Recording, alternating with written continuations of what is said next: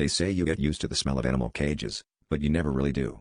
I always figured the weirdest thing I'd find working lost and found at the city zoo would be a kid's shoe or maybe a sun hat with sweaty fingerprints. That was before I saw the box. Unclaimed, do not touch, scribbled in red marker, shoved behind a rack of old uniforms.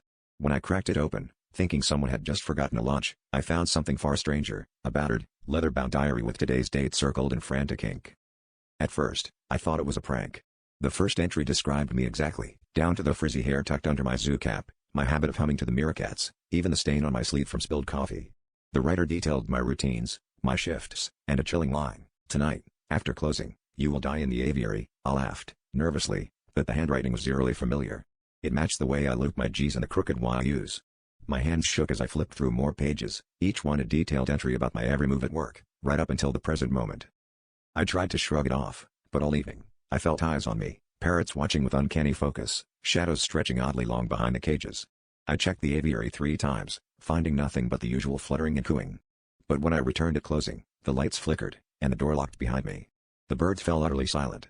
I heard footsteps on the catwalk above. No one should have been there. Then my own voice echoed from the dark, reciting the diary's final words: "You should have left the box alone." I never believed in fate, but as I stared up and saw my own terrified face peering down from the catwalk, another me clutching the diary, I realized the box wasn't just lost property. It was a warning, and I'd written it myself, over and over, in some loop I couldn't escape. The last thing I remember is the sound of wings, impossibly loud, blotting out my scream as the lights snapped off, and the diary slipped from my hands, waiting for the next me to find it.